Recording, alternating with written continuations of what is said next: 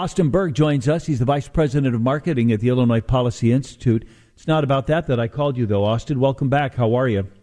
I'm doing well. How are you? I'm doing real well. You followed Mike Madigan's career in Illinois as long and as thoroughly as anybody. Ask him, and he'll tell you that. So he not only resigned his speakership, but now he's resigned his seat. He's going to be leaving the Illinois legislature even before his term ends. Are you surprised? I am surprised, but only because of the fact that you see these figures, these sort of larger-than-life political figures in Illinois, stay on long past their welcome. I'm thinking specifically of Alderman Ed Berg, who retains his seat on the city council. But yes, you're right, Madigan lost his speakership, and now he will be resigning his seat, not in handcuffs and not in a casket, as many people thought would be the only two ways he would leave that office, but of his own volition. I said he resigned his speakership. I got that wrong, didn't I? He lost his speakership. He did not receive a single vote for the first time in 3 or 4 decades. So I was just saying, why does he resign it, though? I know he's not as powerful as he once was, but this will sound Pollyanna-ish, but it's still true. If you are voted to be somebody's representative, you're the representative. Sure, you are the speaker, but that's not the main point. The point is you represent the people in your community, right? I mean, you are the speaker for the whole state, but the whole state doesn't get to vote on that. But the people in your neighborhood vote because they want you to represent them. So he's saying, yeah, I really didn't want that, to the people that live over by Midway. Am I right? Yeah, I mean, it's hard to accumulate a massive political war chest, build the largest patronage army in the nation on the back of billions of dollars in debt, just representing a little district next to Midway Airport. His entire legacy and career was built on having the speakership, not just being a representative. So I'm sure he'll have some moves behind the scenes to install someone in his district that he is amenable to. But the Madigan machine was built on the speakership, not just next to Midway Airport. Does his resignation say something about his view of his future? That is, maybe he will end up in handcuffs? I think it's too early to say. I will note that he still remains chairman of the Democratic Party of Illinois and also retains around $15 million today in campaign funds.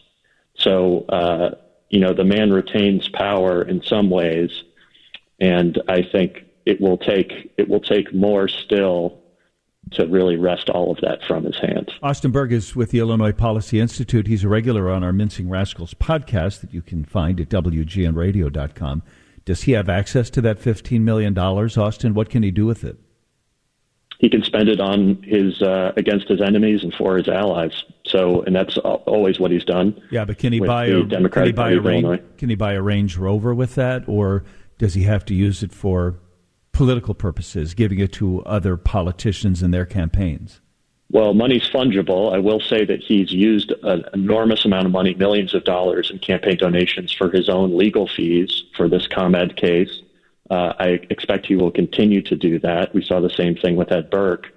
And I think that's one of the reasons people should be so angry about the fact that the speaker controlled the party purse strings for so long. You have folks who, are interested in electing Democrats to the General Assembly, and this money is being used to defend this person in a massive corruption cover-up, right? That's not money that's being used toward any, legitimate political end. I'm still kind of curious about what his future is. Do you have a line on where this investigation is?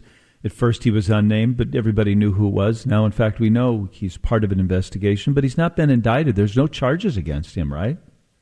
No, there's no charges, and I have not heard anything recently to suggest that charges are forthcoming. I think it would be easy to see this resignation as perhaps an expectation that those charges could come. You could even say, hey, does this put him in a better position to maybe bargain with the feds on what his sentence may be or what the charges may be?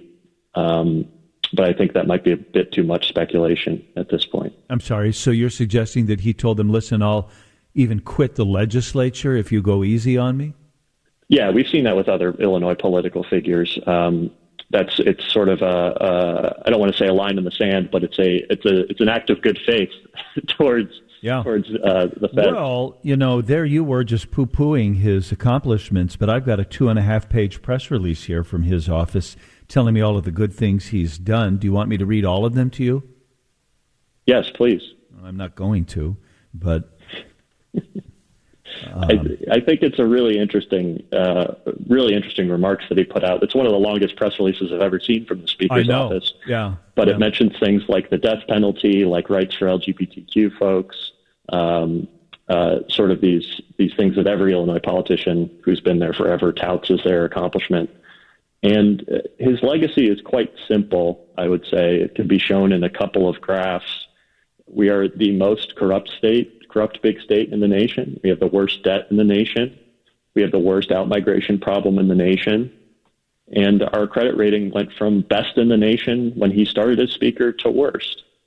And, of course, there's plenty of other political figures in Illinois that can be blamed for that, but he has been the one at the center of it all. Yeah. And now we have an opportunity to fix those corrupt and failed institutions that are left in his wake. Some of that criticism I know sounds subjective, but I've heard you say some of those things before, and then you have some numbers to back it up. For instance, corrupt sounds nebulous, but we sent the most people to jail or something like that. Is that what you're talking about?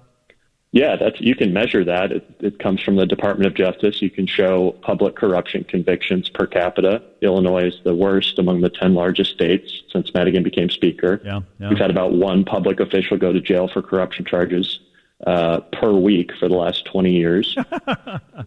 And that is a direct response. And this is not to say, just to keep piling on Madigan. It's a call to change the state now that he's gone. This should be the number one priority for a Speaker Welch, for a Senate President Harmon, for a Governor Pritzker. Now that Madigan is gone, you have no excuses not to deal with this problem. Austin Berg with the Illinois Policy Institute. He'll be part of our Mincing Rascals podcast that will drop later this afternoon, and we'll talk more about all of this. Nice to hear your voice. Thank you, Austin. Thanks, John.